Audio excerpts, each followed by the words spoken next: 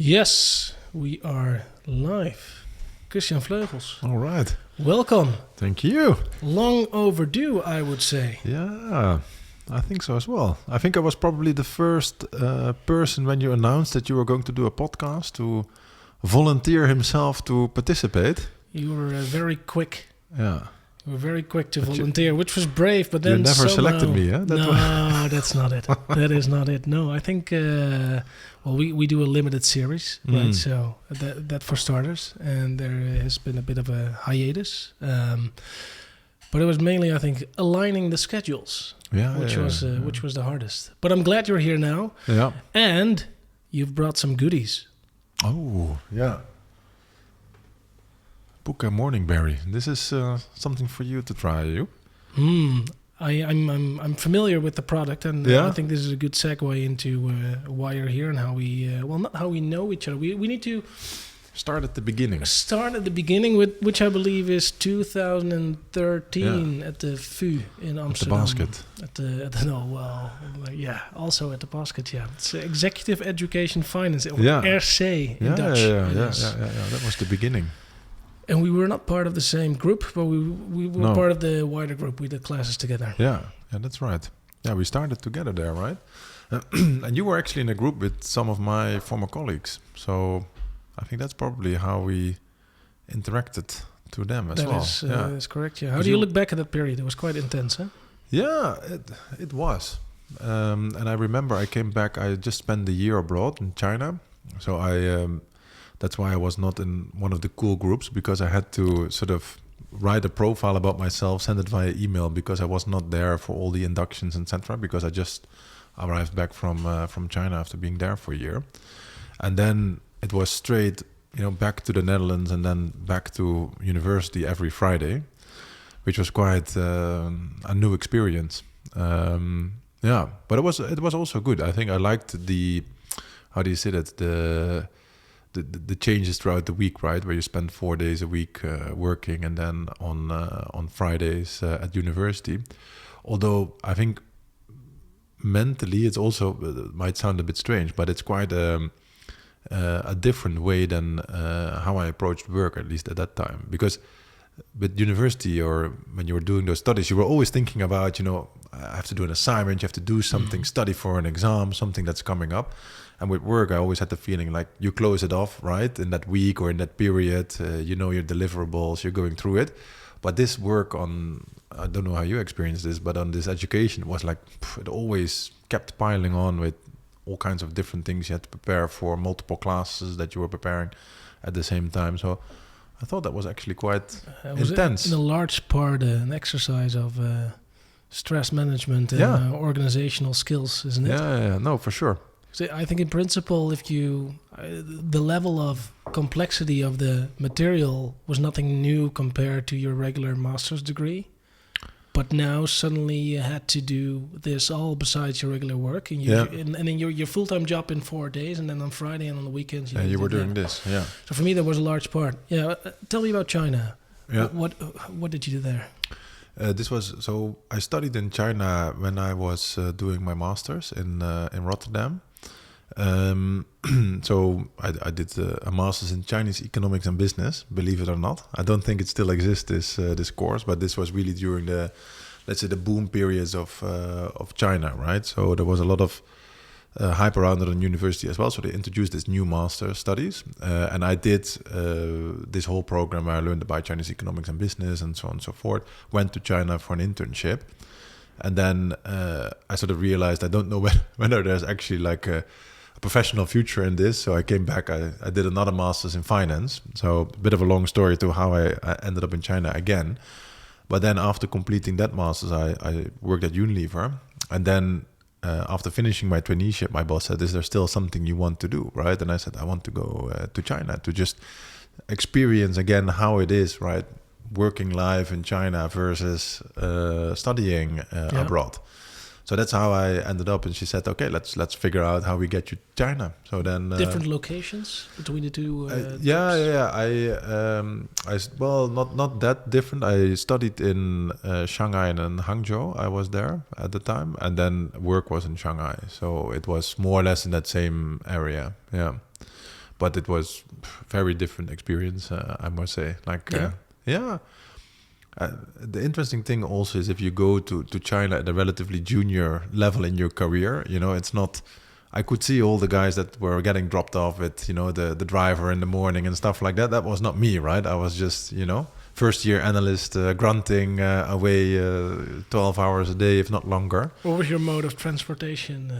Yeah, there was this, because I was not allowed to drive myself to the office as per Unilever policy, right? It's quite insane if you understand all the safety protocols and so on. So there was a little bus that was picking us up from the apartment where all, let's say, the junior level people lived that worked in the office, and they would drop us off at the office. And then if you missed the bus home, you had to take a taxi, and that was before you had Uber and all these apps. So I had to place a phone call to, you know, to speak in Mandarin to get a taxi home. So I better not miss the bus, but it happened quite frequently. Yeah, and then it was like very different work-life ethos and ethic there. It was completely different. What drove the interest with China in particular in the first place? Yeah, I don't know.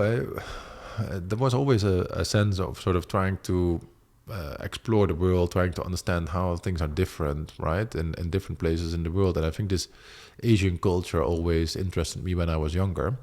So I remember even at high school, I said I want to sort of study something around, you know, Asia, Japan, China, something in these areas. So eventually I actually did, and I ended up going there. Amazing experience, to be honest. But it was really to immerse yourself in a culture that is so different from the Western one, which is eye-opening. It's like going to Mars, right? It's like you cannot talk to the people if you don't speak Mandarin. You cannot read any of the street signs. So you need to... It's such an... How are you perceived by the Chinese in general? Yeah, well, I was one of the very few foreigners in the office, for example. So I learned pretty quickly that Lao Wei means foreigner, right? So I was the tall Lao Wei that was sitting in the corner. So yeah, you are obviously perceived as the foreigner, right? And I was working in a team with 19 Chinese ladies. So and I was the Lao Wei foreigner sort of supporting the team as well. You were the diversity hire. I was the diversity hire there, yeah. Can you believe it or not? Like both from my ethnicity, so to say, and my gender, yeah. Yeah, you can imagine those lunch appointments were always very interesting. It was just about getting married and tending to the babies. But how are you perceived? You are seen as sort of kind of different, right? But the fun thing is, if you are at that level, you also get, let's say, the unpolished version of Chinese management, right? Yeah. Like people shouting at you in the office because you have not done something, which was quite interesting, to be honest. That was also difficult culturally wise. How do you respond to that, right? Yeah. Like I was just laughing because I didn't really understand. Like, why are you shouting at me? You're like, they really didn't make the impression I think they thought it would, but but it was interesting in many levels, let's say. Hard workers, long hours? Yeah, for sure. I think it is many long hours. They work hard, but they don't work very efficient, at least not at that time. So that also became quite apparent, right? And especially more at the junior level, there is a lot of inefficiency. A lot of people don't really understand what they're doing. I think that was one of the key learnings I took away when I spent a lot of time there, that I get very frustrated if I don't understand what I'm doing, right?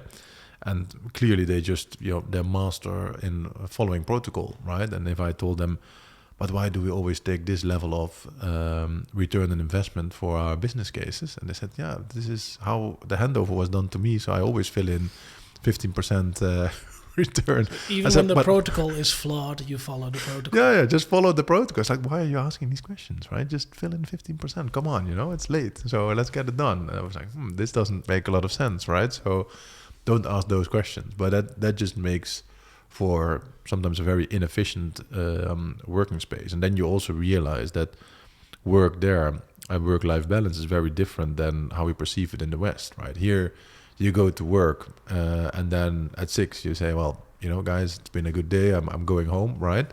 Back to my family. In the weekends, I have friends. Maybe occasionally there is a friend from work that you also visit, but there it was just all combined, right? A lot of people, they move to Shanghai to work for Unilever, right? So they don't have a lot of family or friends there. So everything is work, right?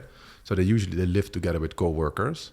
So the interesting thing is, like in the evening, also the office was open 365 days a year, and there was dinner served every night in the canteen. So you would just stay there, go for dinner, and then in the evening, it was also part of the rhythm of the day, right? It would only be work all the time.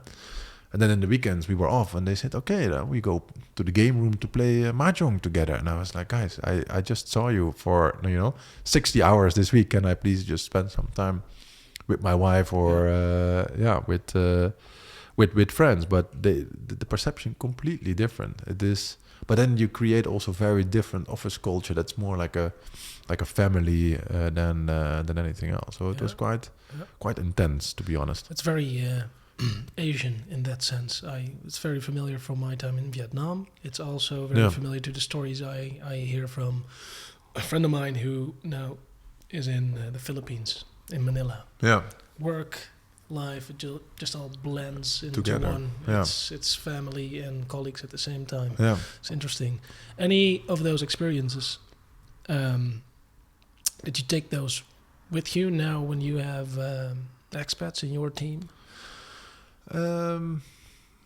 That's a good question. I think I work very much in a, how do you say that, international environment, right? Where I think I'm one of the few Dutch people actually, right? So interestingly enough, but it tends to be quite different because it's less of an operational sort of environment, right? It's a bit more of a high-paced, focused environment, I would say. And also, it's been a while since I was in China. So let's say the level at which I was operating was a bit less senior than today, right? So for sure, lessons learned. But maybe come to think of it, I can apply them better in my day-to-day work, because you have experienced it, but maybe you're not living it really anymore now, because now I'm just defaulting to my my Dutch routine where I just 6 p.m. I go home, it's time to see the family. So That's a better balance, I think. It's is healthier in the end. It depends what you're used to as a culture. It's hard to change, though. I don't think much has changed since. Maybe slightly, but I mean, we were talking about 15 years ago. Yeah, something like that. Yeah. Right? Yeah. Probably some things have changed, but an entire culture has shifted away from that. No, for sure not. When's the last time you visited China? I haven't been anymore since I left. Since? No. So feels strange. Yeah, for some reason it does, because I studied there. There were a lot of friends of mine who actually stayed during my study that I met then 4 years later when I went there for Unilever, right? So, and actually a lot of them also left. I think the last people left during the early days of COVID, because everybody said this is not the place that you remember when you were here, right? So it's gotten much more sort of autocratic and less, how do you say that, suiting for foreigners. When I was there, especially during my university days, everybody was, you go to a bar and everybody wants to, De Lauwe, come here, have a drink with me. So everybody's super excited to see you, and you were like a bit of a walking attraction. But now there's a bit more, and then everybody was very interested still in Westerners, Western culture, and so on and so forth. And I think that has changed quite a bit, much more inward focused environment now. So a lot of people said that it's not a very suiting environment anymore, so they have left either to Hong Kong, Singapore, or back to the Netherlands. Yeah, right. So chapter closed. Yeah. Right. Yeah. So Chinese economics, then finance. Yeah. You applied for a traineeship at Unilever. Yeah. Tough application. Oh, that's I think it was.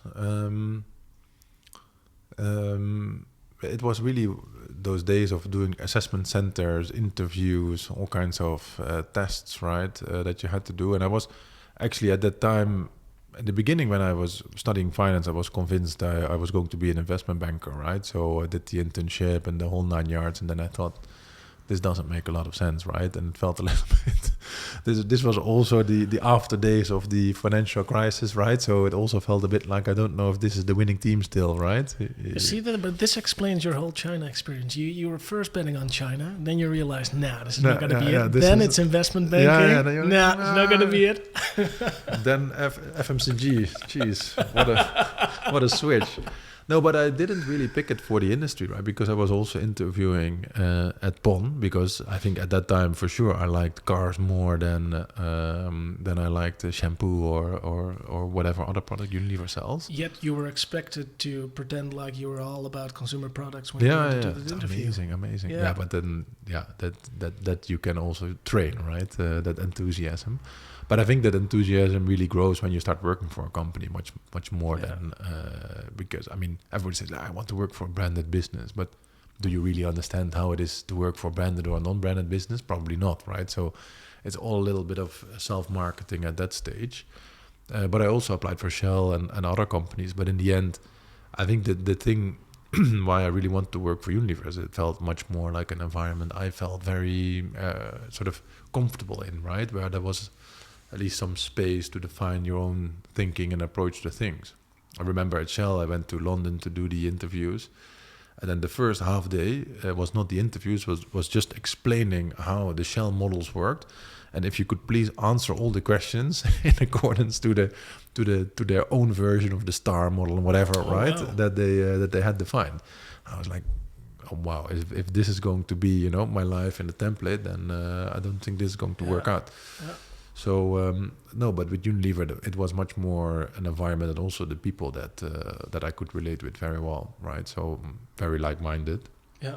So that was more, I think, in the beginning, the reason to apply and to say yes. And then and then I found out starting there that it was a really amazing place to start your career, to learn a lot of things, to develop yourself, right, and to build the starting point of your career. Was it a tough transition from school benches, university benches into working life?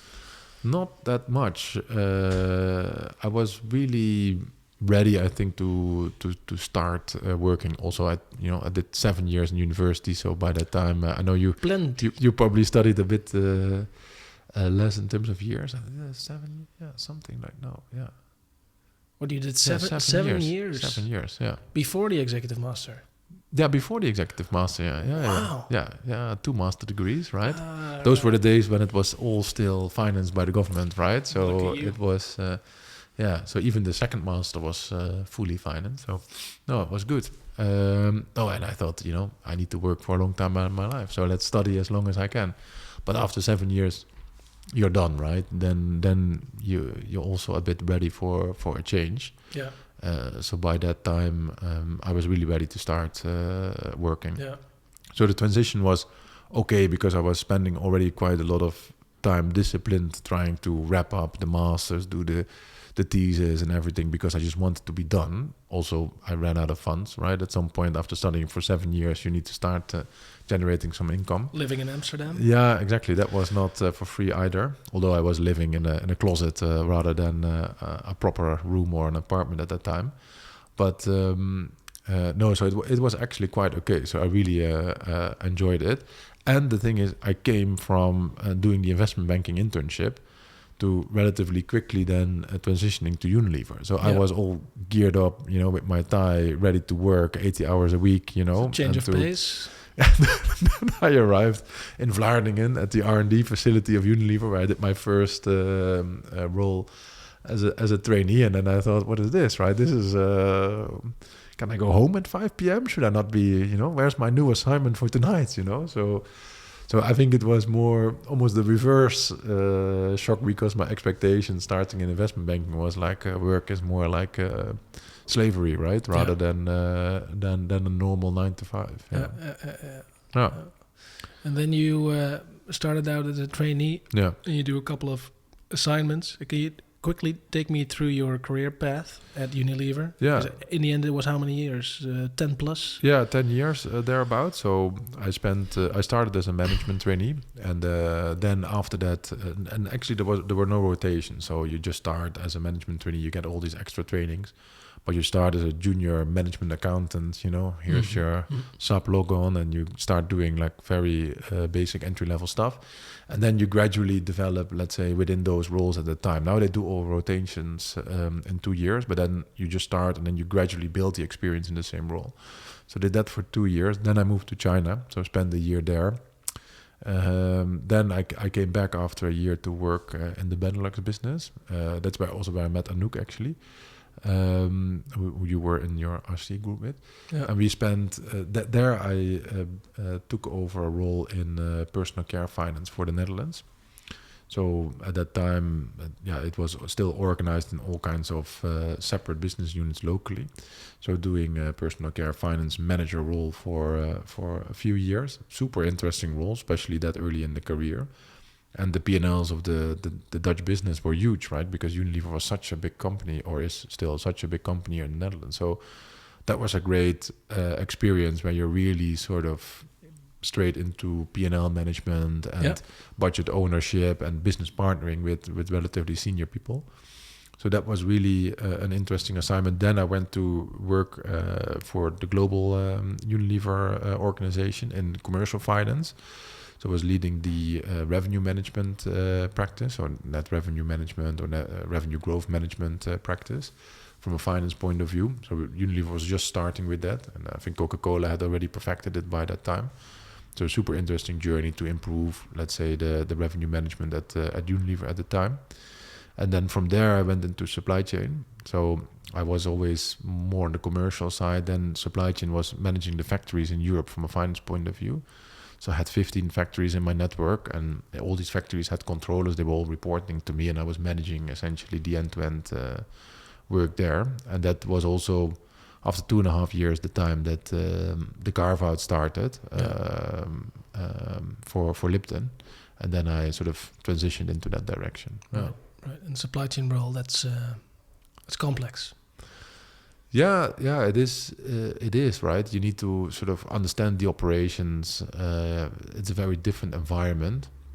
Working with marketeers, or working with supply chain people, or working with more the operational teams. It's quite a different environment. Also, how do you persuade them? How do you talk about budgeting? How do you say no to those team members? Right. It's different a very breed of people.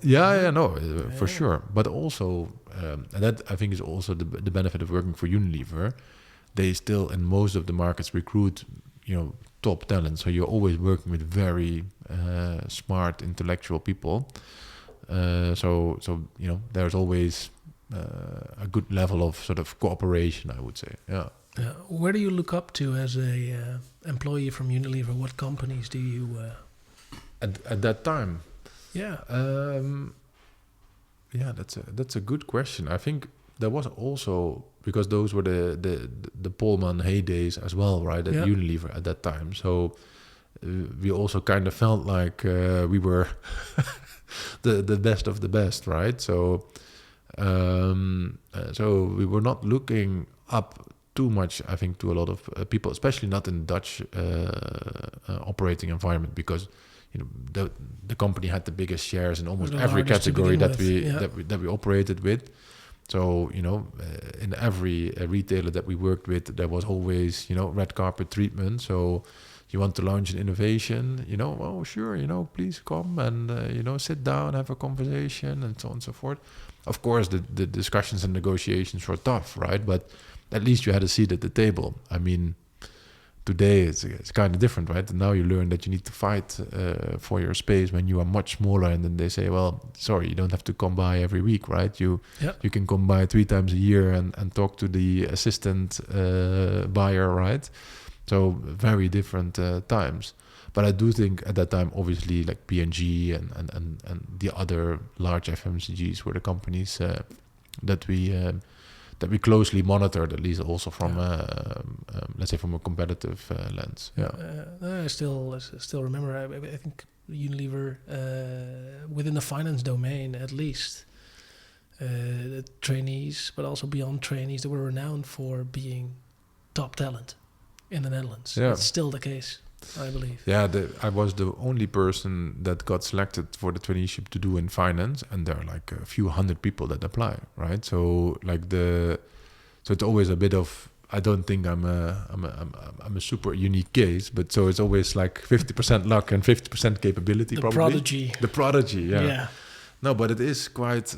It's a luxury, right? That you can select people at that in that way.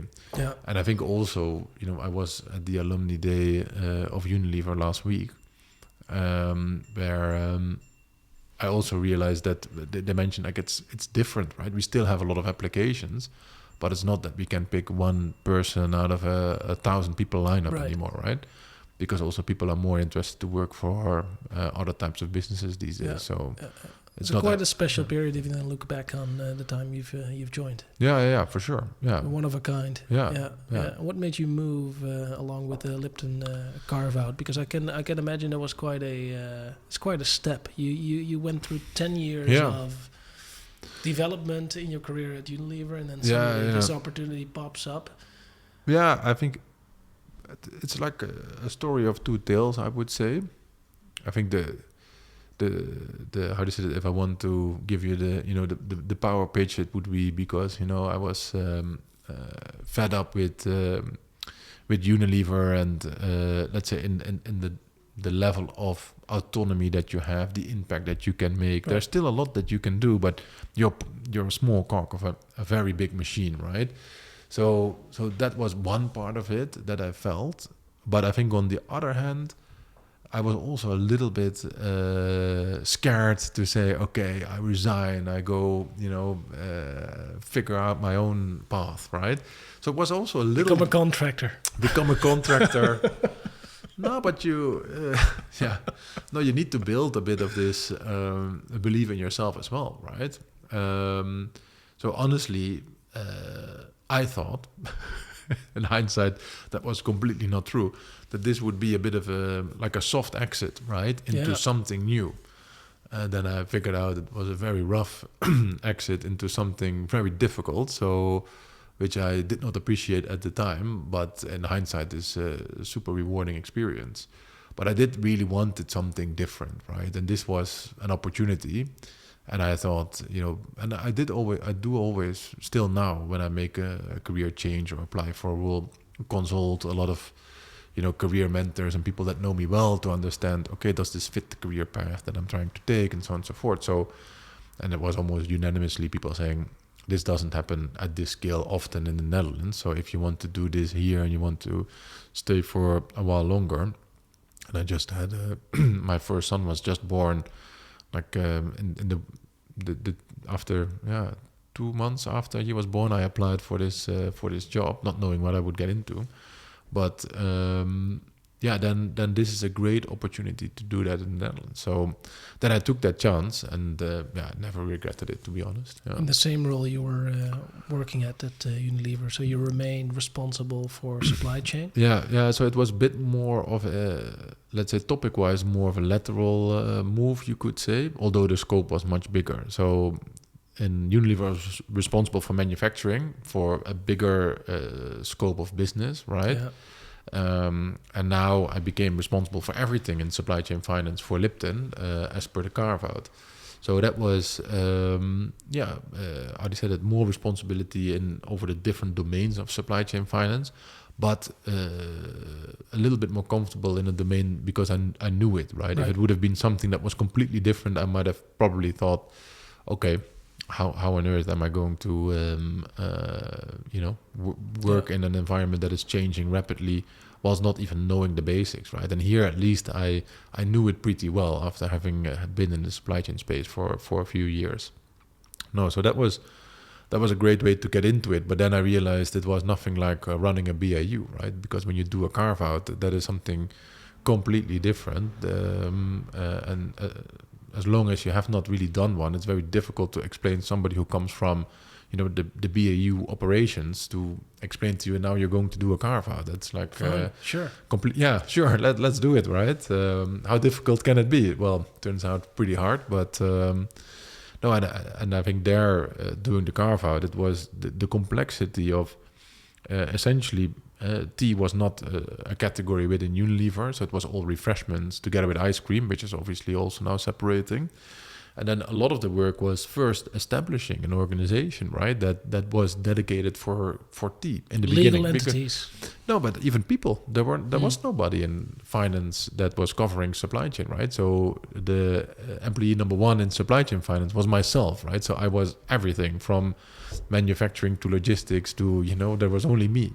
So I had to start building a team. And that's, I think, where I sort of knew how to manage teams before, but then I only started to appreciate what it means, sort of, building a team that is fit for a certain purpose. Well, what kind of people were you looking for? Because you only knew yourself half of what was going to happen. Yeah. So did you realize at some point or early enough when you built your team that, hey, I need a specific kind of person on my team? Yeah. I think, interestingly, the first person that I recruited at the time was not somebody with a supply chain finance background, because I understood early on, like, whoa, this doing the carve out and running the BAU, right? It requires a lot of planning and organization. So I need somebody who can do like proper project management together with me in that role. So that was actually the first person that I hired.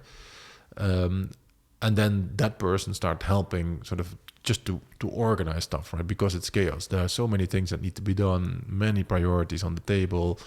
Now we need to get a plan, in place on how we're going to approach this. And then you try and understand, okay, where do I need to get which people at which sequence into the team, so they can start contributing to the agenda. And then, you learn pretty quickly on who you need. But also, to be honest, I think through that process, I also learned what you don't need, right, in a role, and that you can make mistakes hiring people as well. Example. And then you suffer. No, I think the thing is, and that's actually something I read later on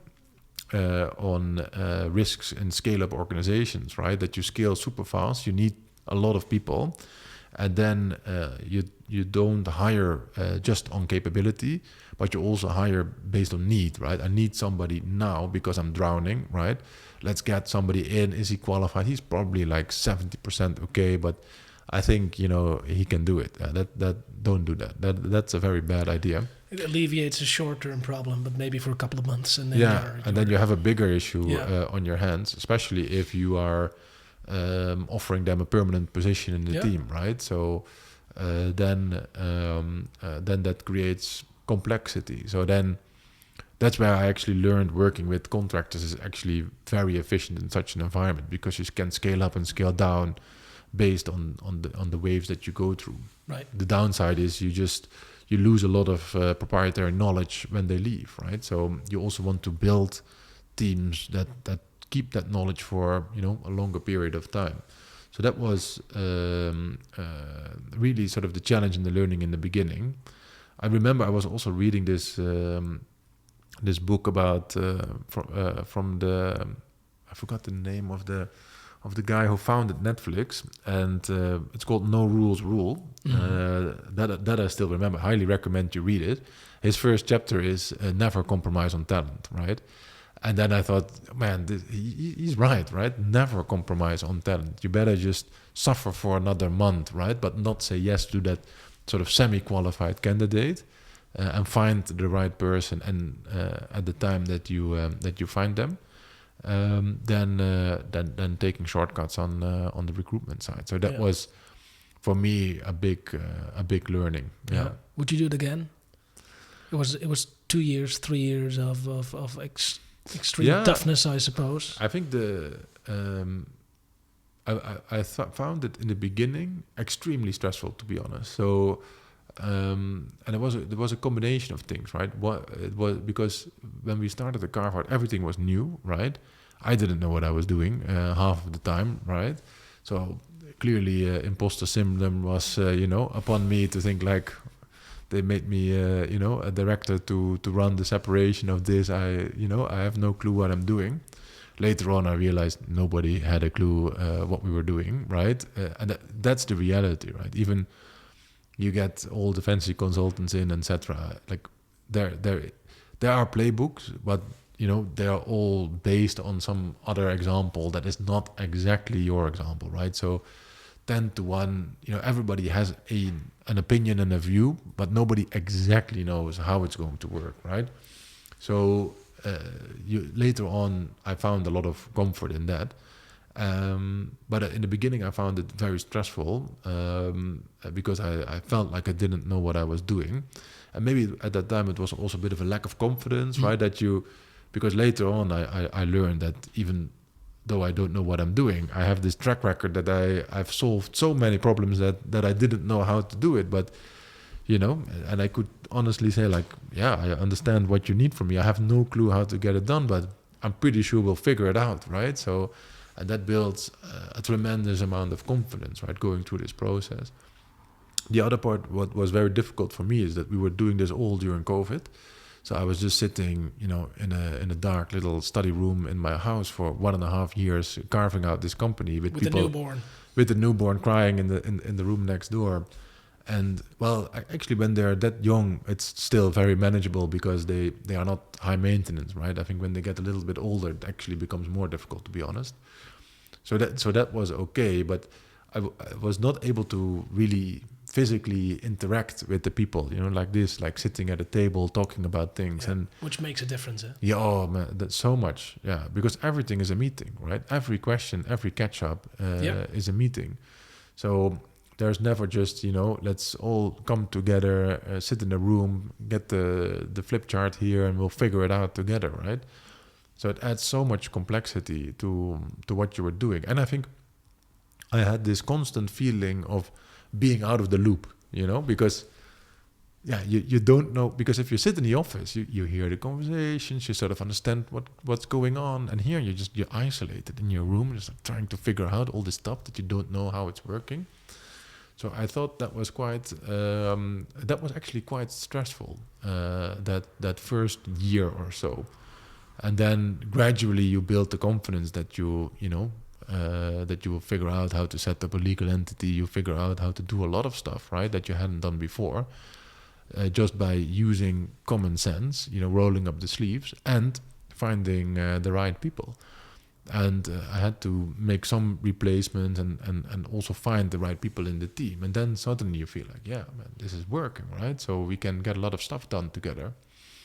And that was a great feeling, because then we started first with the legal separation, then all the due diligence work was there to actually sell the company, and then all the establishment work began to set up a new business, right, which was super cool, where you're just defining all the process and ways of work. I find it super cool. Maybe sounds a bit nerdy, but I guess people who listen to this podcast are on the same terrain. You're in good company here, I suppose. Yeah, and then you're doing the ERP implementation and the setup of all the processes and ways of working. And I thought, thinking back on what was my motivation to leave the company, Unilever, in the past, because I felt like I couldn't really set things up in a way that I wanted, right? Because there was always this framework that you had to fit, or you were only able to optimize a very small corner of the entire playing field.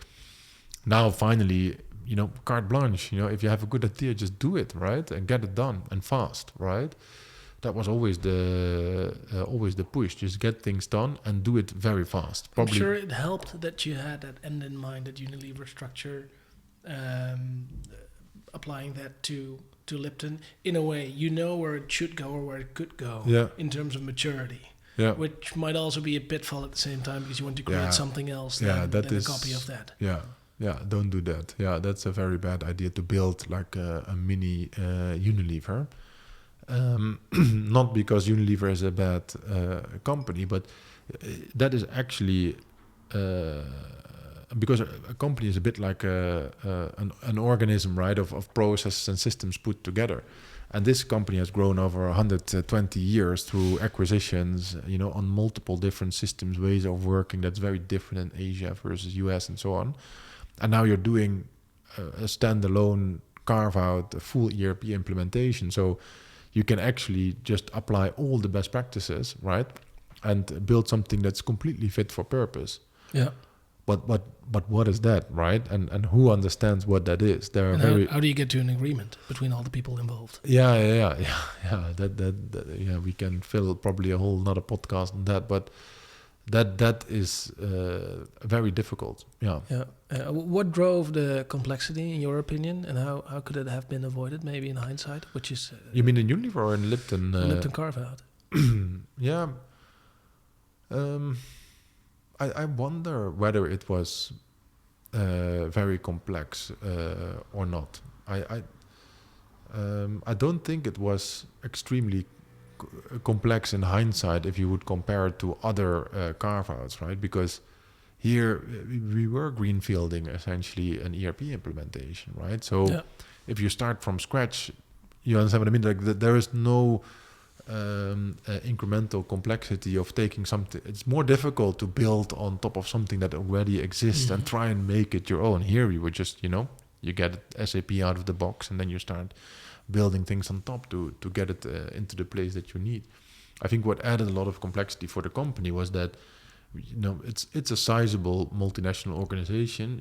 It's close to 2 billion in revenues.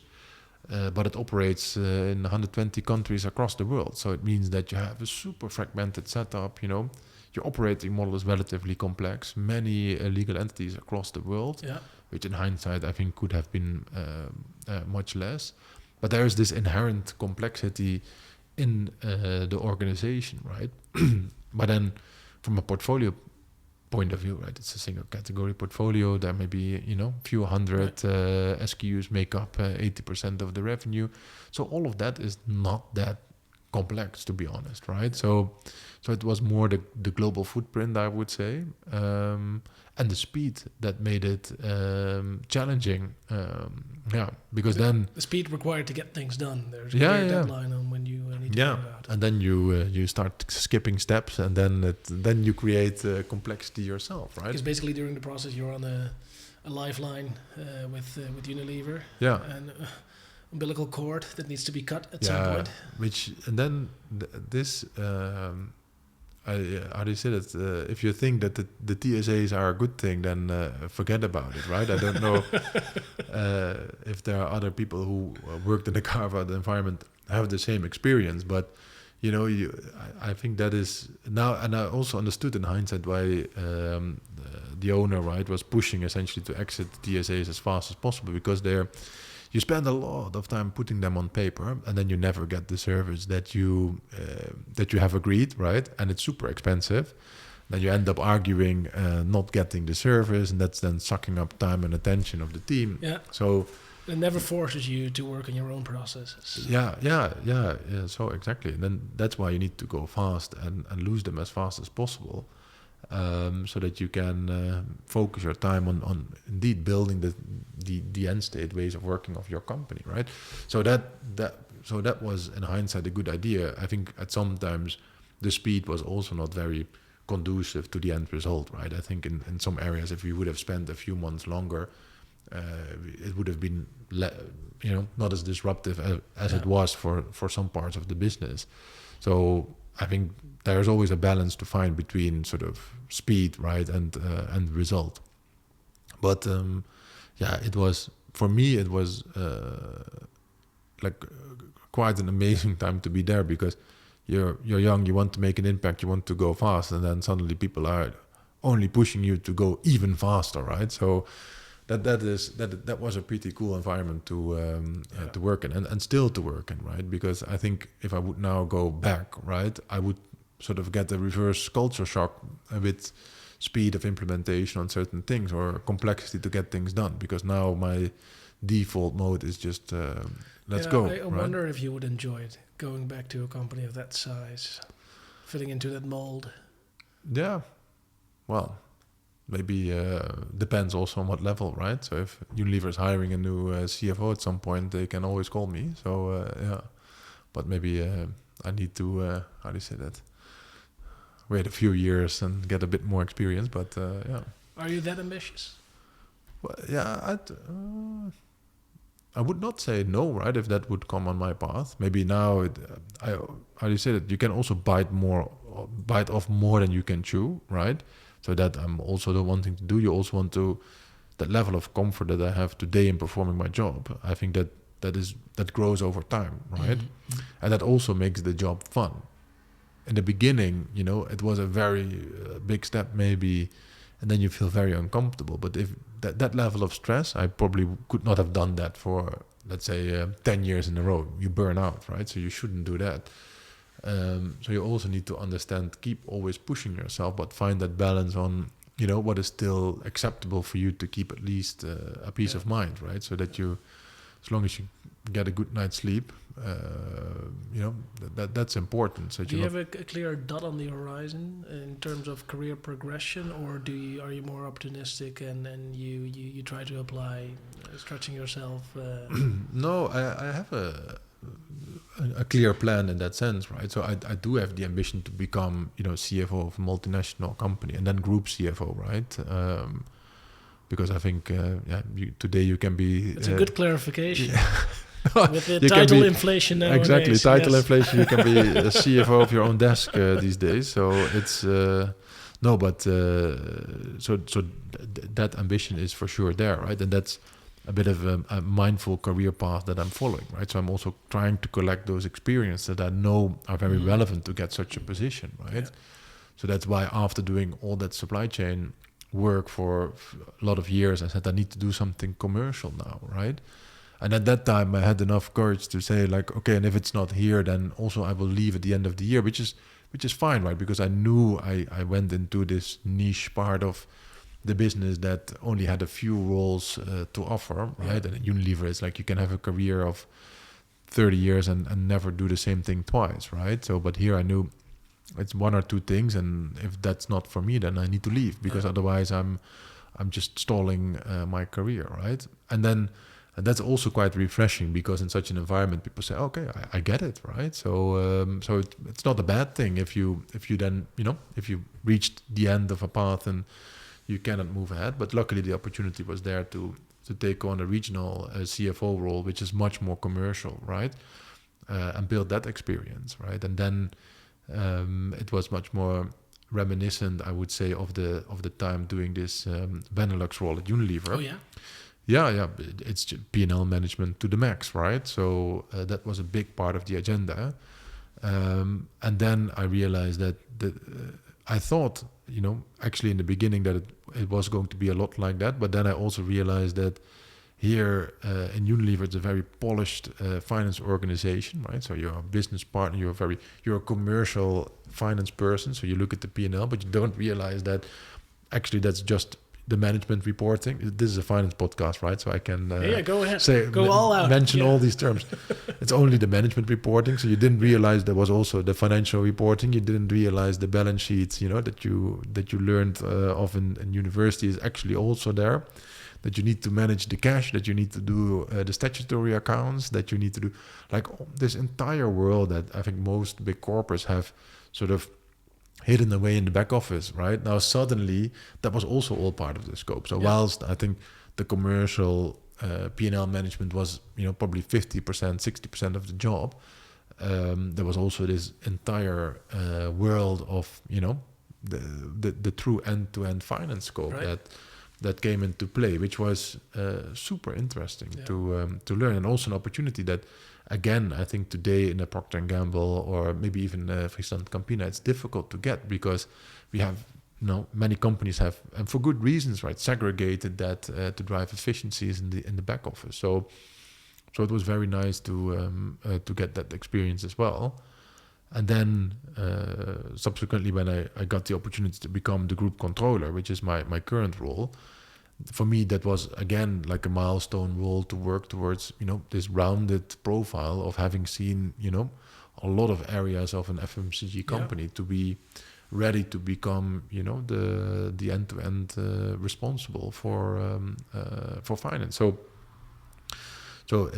it's mindful decisions. And then I think particularly on the last role, I thought this is more of a have to do than want to do, right? Because I really enjoyed this commercial side of finance, because even though you will not believe me, but even though I think I'm an atypical finance guy, right? I like the commercial side a lot, right? And also the marketing elements and the real business elements of it. But now I found out actually that in this current world that I enjoyed the corporate finance You're side. actually a finance nerd. Yeah. I get very excited. I was talking betas again today. You like the technical side of things. Yeah. Well, we're having a good discussion today on the cost of capital for our goodwill impairment model, and then I thought, I'm really enjoying this discussion. And I thought, there's something wrong with you. But I think you once told me that you were contemplating doing a PhD at one point. Was it a genuine remark, or was it just something you said to me during lunch? No, that was, but that was actually not in finance. That was when I finished that master's in Chinese economy and business. My professor at the time, because I wrote my thesis on apparently very interesting topic to him, and he said, "Do you want to continue, right, and be my PhD student in my team?" So Professor Reinmuller, he's at IMD now. So it was really nice to hear that, and I did consider it for a while, and I thought so maybe after 6 years of university. Right? Yeah. Yeah, indeed, it was after 6 years, but then I thought maybe I need to start a proper career. So well, although you could argue. Going the PhD route can still lead to a very interesting career in business as well. Yeah, but not the path taken. And if you go back to Lipton, and I know the kinds of roles that you do in the context you do them in. Yeah, it's quite tough. Do you feel you make sacrifices on a personal level doing those roles? I just said it's hard to say no. You do, right? But I think you and the sacrifice is always time, right? And time, I think is, I don't know who said it, but time is like the only commodity you cannot get more of, right? So it's always a choice, mindfully, where you spend your time on, right? And I think that is something everybody needs to figure out for themselves, right? How they want to spend that time in their life between work and private life, right? So, and I think that for me, if you need to do just one thing, right, it's actually quite easy, right? Just do career, right? To go all out, right? You will knock it out of the park. Yeah. But doing career and having a family and raising young kids and being a present father, right? And doing all of that, right? I think then that's the real sort of Champions League of career building. And you many times see people that do one thing very well, right? But I have the utmost respect for people who can actually combine all of that and then still be successful. And you feel like you're doing that? I try to, right? So, but I don't. I said I for sure have not cracked the magic formula yet. But it's for sure something that I'm sort of mindfully trying to work towards. Yeah, and I wonder if there is a magic formula to that. It's a conscious decision of drawing the line somewhere. Yeah. There could be periods of focus on career, and then going back to a more balanced set of priorities. Yeah, and it is also when we always had these how do you say that, during traineeship we had to meet the senior leaders sessions, and also we had one with Paul Polman, and I remember very vividly that somebody also asked him about what's your work-life balance, right?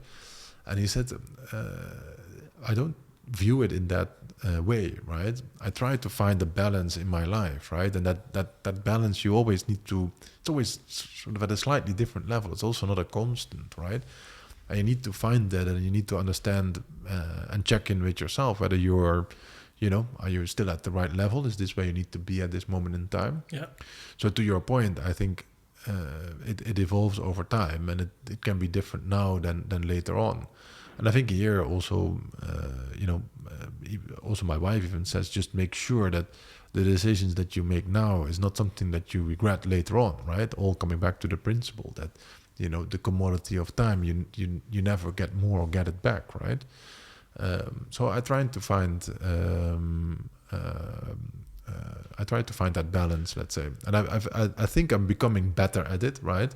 I was for sure not always in the best place, but now I think I'm getting better and better at it. Yeah. Is stress management something you learn over time, or is it something you're born with? No, you learn that for sure. Yeah. And one of my first boss at Lipton, and probably he stole it from Simon Sinek, because I heard Simon Sinek say it later on. You didn't give him credit when he told you. Yeah, Oh, man. No, but but I think also I saw Jeff Bezos say this as well, right? You need to understand that stress comes from not addressing things that that stress you out, but that you have control over, right? I've seen that clip. So so my boss in the beginning, when I was sort of starting in this carve out, and I looked like a train wreck, honestly, right? And I told my boss, I'm stressful, or I feel stress, and he said, like, what is giving you stress, right? Think about it. What is giving you stress, and then figure out what it is that keeps you up at night, right? And then he said, tomorrow, just deal with that, right? Instead, and forget about all the other bullshit, right? Just do that. And I think that was pretty good advice, to be honest. And so I'm just thinking of what you said, right? Whether you are born with it or not. I don't think you're born with it, so you can learn it. But some personality traits also help with that, right? If you're a very assertive person, that I tend to think I am, right? Then you listen to that advice, and then you also go and do with it first thing in the morning, right? And then you sort of learn, okay, now I understood what he was talking about, and I was actually able to do something about it. So that worked actually quite well. But if you don't do something with that advice, then you also don't learn, you don't develop. So, and then to be honest, you realize. Now I feel like we're going full 180 or full 360 in the story, but that a lot of stress was coming from not having the right people in the right place in the team, right? That you are pushing too hard to compensate for the lacking capabilities that you had in the team, which was, and I think intrinsically you knew, not always something that you cannot really blame your team, right? Because you are leading the team. So then you blame yourself. You say, I need to make better decisions, right? Yeah. That makes the team work better. And sometimes it means, you need more people, or actually you need the same amount of people with different capabilities. So, and then you need to make those decisions. And those are difficult conversations. But if you don't have them, right, it's more difficult for you, and also it's more difficult for your team, right? So I think that's how I figured out, that the guy who founded Netflix was right? You never compromise on talent. So, so a lot of things fell into place for me then. So then I, few principles that I actually understood, okay, this is what I need to focus on in my career if I want to progress, right? And how I can manage stress going forward. Yeah. Okay. Hey, and working for a PE-owned company, which is Lipton. Yeah. And versus a listed company, Unilever. Different dynamic. Apart from the size, apart from all the different characteristics, what is it like? Yeah.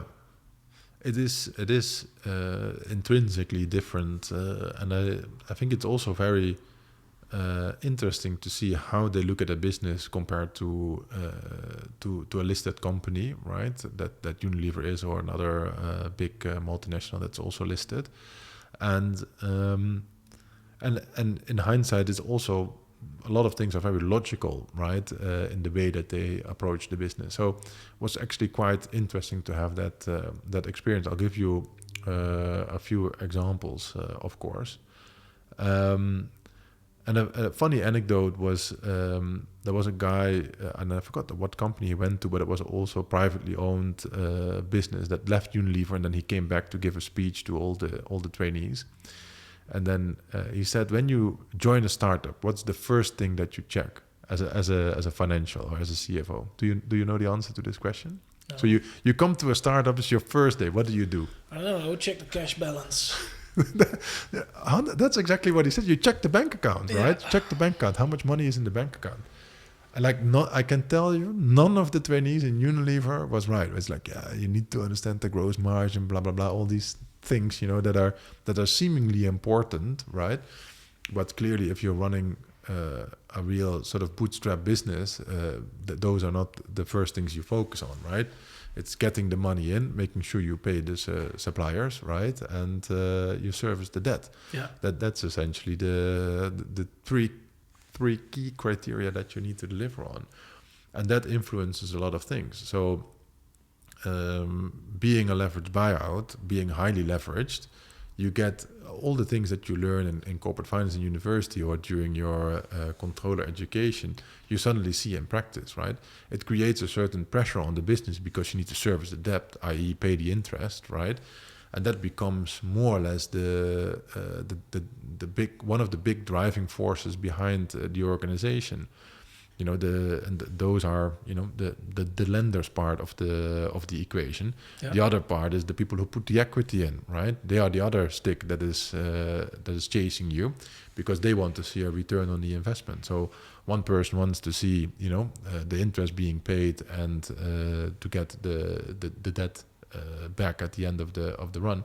The other one wants to see a higher multiple on the valuation of the company at the end of the run. So, and interestingly enough, it then immediately in the beginning it starts a lot by understanding, where is the cash coming from and going to, and focus on getting the cash in as fast as possible, because you need to service the debt, pay the interest, the money is going out, you need to pay the suppliers. Right, so a lot of the focus on performance management then comes into cash management, which clearly nobody ever teaches you when you are working in the Unilever environment. But then it's back to I don't know how it's done, but I will probably figure out how it is done, right? And then you quickly learn how to do that. So that then becomes a very big driving force, and then instead of only looking at more academic metrics like gross margin and profit before overheads, and I don't know what kind of metrics Unilever all had in their P&L, it starts to become a lot more managing on EBITDA, right? And the cash-related metrics in your P&L and focusing on free cash flow. This is becoming a really nerdy finance discussion, right? I love it. Yeah. Oh, keep going. But that was that was clearly the focus of the performance management, or is clearly the focus of the performance management. But it's very different from how Unilever was looking at it, right? Which was much more on these long-term metrics. Although I think that's also shifting a little bit. If you look at today's performance goals of Unilever, it's quite different than when I was there over 5 years ago. But they look more at the long-term metrics, like is your average margin improving, right? Of your portfolio, much more long-term driven metrics in that case. It's much more on only on top line, and is your top line price or volume driven growth. Although that is also still today a key metric of financial health. Yeah. Well, I suppose they have, of course, they have the room within their liquidity to they have the rest in the organization to actually look at those metrics. Yeah. Instead of being forced to do the cash first thing. But then again, cash must be a topic still at Unilever as well. I think today probably more than at the days when I was there, because interest rates were near zero. So Unilever issued a zero interest rate bond for over €1 billion, I remember, and Free it was money. like it was just for in immediately. People were rather giving their money with zero interest to Unilever than putting it in a bank for negative interest at that time. So but this was all pre-COVID.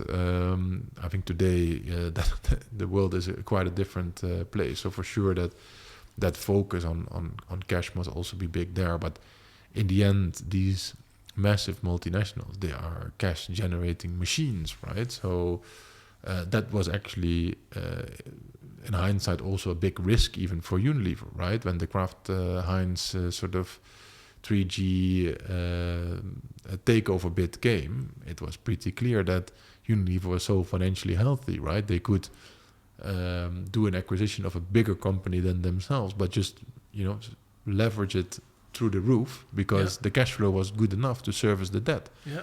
We're going again full circle to the PE discussion, because you can sort of see that you can just put so much debt, extra debt on the balance sheet of Unilever, they can still pay it. So the company inherently was almost financing its own demise, right? In this takeover bid. So I think a lot of people learn from that case as well. And to what extent do you follow the events at the ice cream company?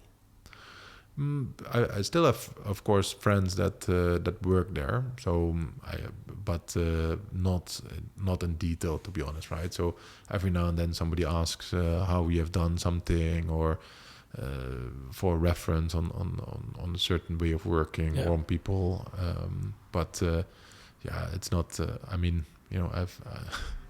I spend enough time as it is on managing our own business, so. I'm not too close involved in the details there. Yeah.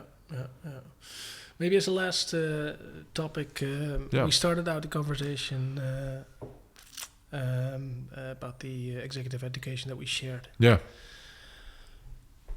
How does that remain relevant in your career as you progress? How do you say it? I've with this current role, I have regained a new appreciation for IFRS. So let me start there. But I think just as an example, that in every phase of the career that I've had, there has been some benefit of doing that education, right? Some cases more than others. Mm-hmm. I think particularly now, being a group controller, right, and doing big audit work, financial reporting, a lot more of the corporate finance related topics. That is a bit, the bread and butter of the topics that you learn in that RC education.